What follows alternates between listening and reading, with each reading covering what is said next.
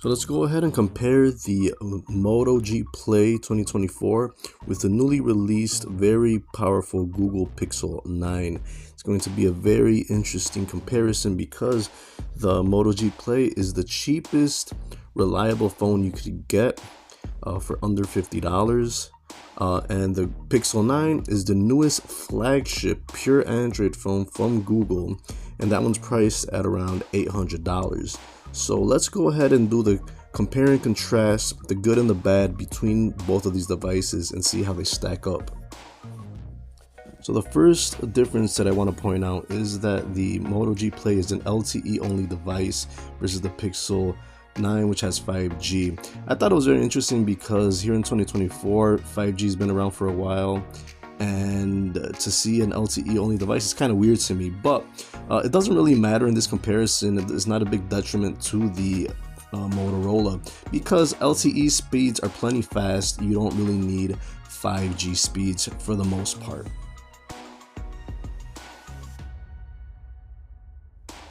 Next, the weight of these devices are very similar. The Motorola is just a little bit more lightweight at 6.5 ounces. Pixel 9 is just under 7 ounces. So it makes these devices pretty much similar and very lightweight for the most part.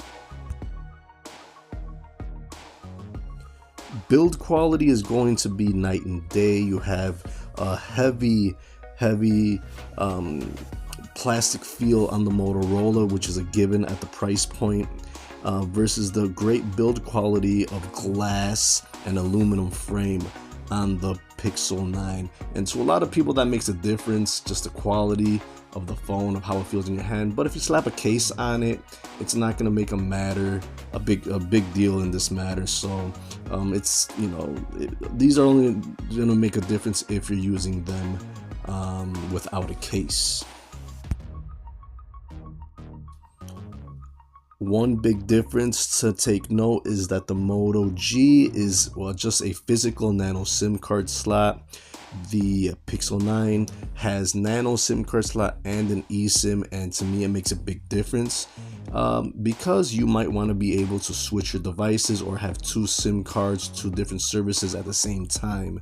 So that's one thing to consider between these devices.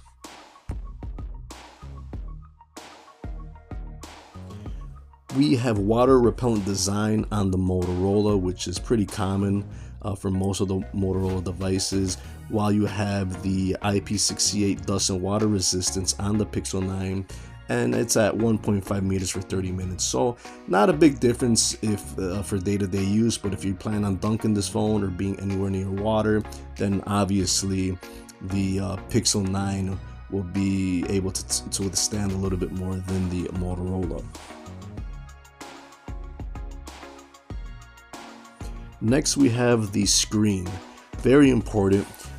Surprisingly, the Motorola has a 90 Hz display, while the Pixel has a 120 Hz display. So you're getting, you know, obviously more smoother scrolling on the Google Pixel.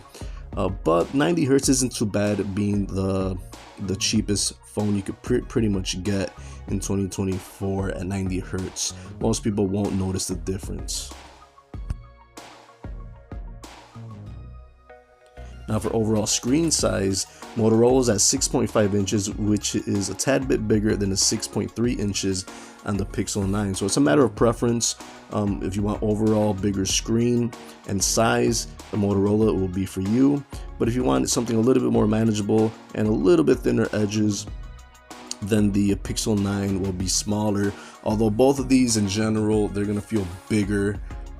They're just bigger devices overall. This is the world we live in now. We have big devices. Even the small ones are pretty big.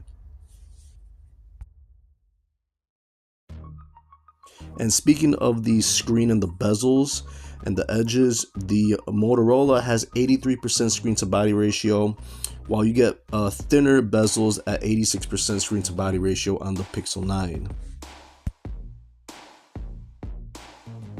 Screen resolution, you have 720p on the Motorola, better 1080p display on the Pixel 9. And just as a side note, the Pixel 9 has an always on display, so you can see your clock and a couple of widgets and stuff like that. Now when it comes to software, both of these will feel very similar because Motorola runs a clean version of stock Android with a little bit of a differences as compared to the Google Pixel 9, which runs the super stock version of Android. You got Android 13 on the Motorola, and it's not getting any updates really, while the Pixel has Android 14, and Google says it's going to get 7 major Android upgrades. Now that's pretty much cut and dry. You got a cheap device with almost no upgrades, while the Pixel 9, you're paying a premium. You better get a lot of years of updates.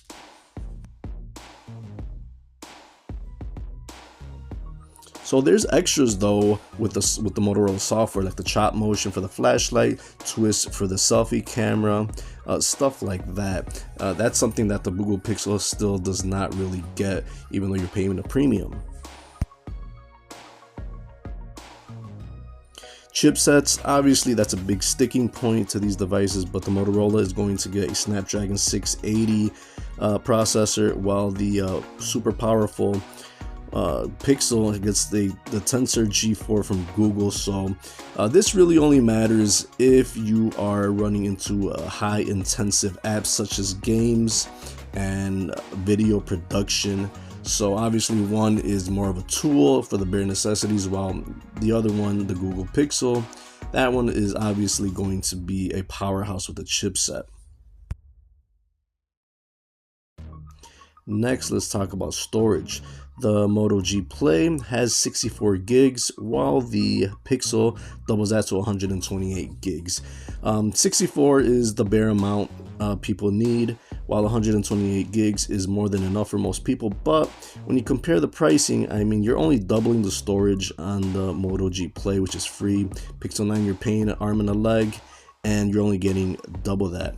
But the sticking point to the Motorola is that it comes with a micro SD card slot, so you could instantly upgrade the storage by as much as you want for very, very cheap, while you're stuck with that 128 gigs on the Pixel 9.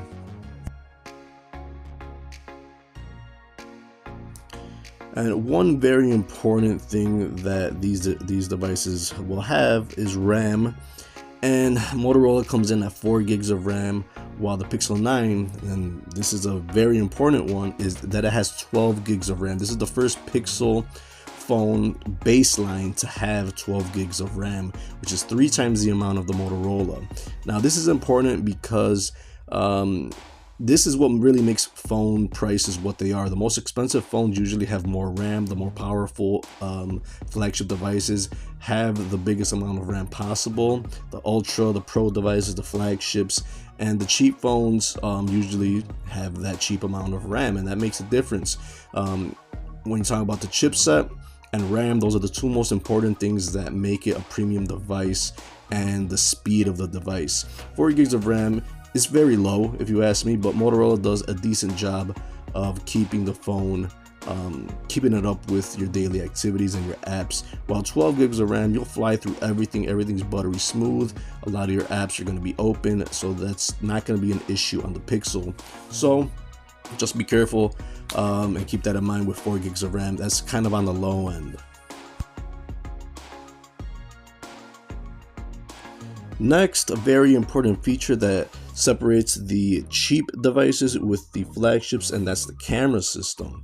Now, the Motorola has a 50 megapixel shooter shooting at 1080p, and the Pixel 9 has a 50 megapixel shooter with ultra wide, and you're also getting 4K capability. Now, I'll be straight up with you, very, very easy. The camera on the Motorola is garbage.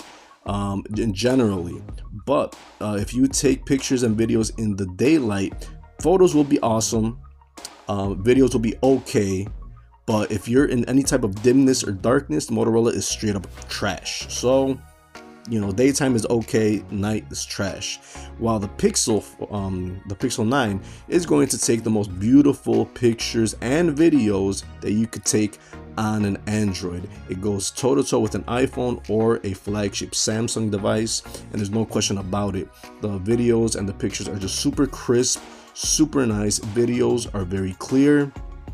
If you're into photography and video is very important to you, and you really want to be impressed, then the Pixel 9 is going to be for you. That is really one of the major selling points and why the device is so expensive and why the Pixel 9 is one of the best ones out there. It's because of the camera system.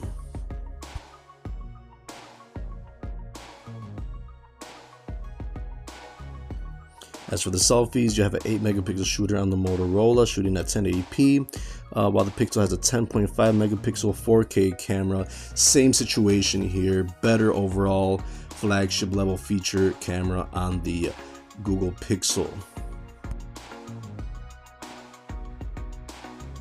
Couple of extras right here. The Moto G Play has a headphone jack, a big plus when you compare it to the Pixel 9, which it does not have it.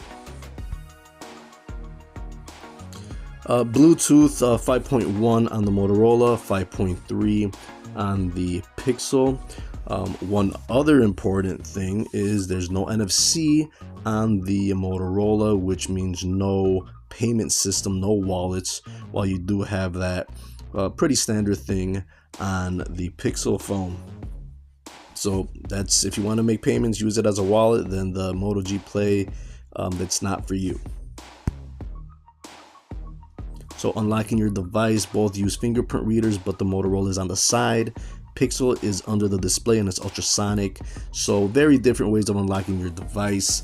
You have multiple, you have face unlock, fingerprint unlock on the Pixel, very modern, very sleek, very flagship, but very capable regardless, with the side fingerprint reader on the Motorola.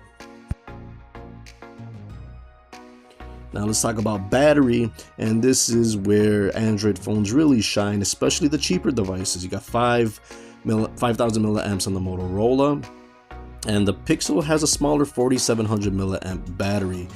Battery life is one of the most important things in a phone, and obviously here the Motorola wins by a long shot because it's cheaper. You got a gigantic battery, and you're paying a lot for the Pixel, and you're getting a smaller battery. One's is going to have a lower chipset, lower resolution display, which means that the battery is not going to be taxed, and you're going to get longer battery life by a long shot. While the Pixel, it's, you know, better processor, better camera, better screen, all that's going to tax the battery, and it's overall smaller than the Motorola. So battery life is just a big plus, no doubt about it, on the Motorola. When it comes to charging, a slow 15-watt charger on the Motorola, while the Pixel has 27-watt wired charging, 15-watt wireless charging with the Pixel stand, and 12-watt wireless with Qi standard charging. Overall battery, it's going to be the Pixel, but this is no slouch on the Motorola. So we went through the specs, and what do I think of both of the devices when you compare them directly to each other? And I'll tell you about the very big negatives about the Motorola. I'll get those out of the way. And it's going to be the amount of RAM. Very, very low at 4 gigs. The minimum you should get now is 6, but the baseline, honestly, is going to be 8 gigs. You can find a lot of prepaid phones for free for 8 gigs of RAM. The other negative about the Motorola is that it doesn't have an eSIM. To me, it's a very important feature, and it simply does not have it. The next thing, there's no NFC on this, so the wallet will not work. That is something you use on the daily. That's not offered on the Motorola. And also, it's going to be, let's see, the camera.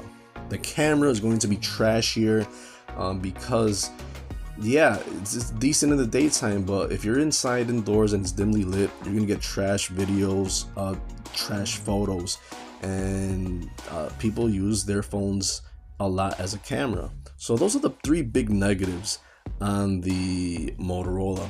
Now the Pixel, on the other hand, the negatives on that one Well, mostly it has to do with price. Everything else is pretty nice on the Pixel. There's no real complaints there, except that the battery's a little bit smaller than the Motorola, so that's kind of sucks.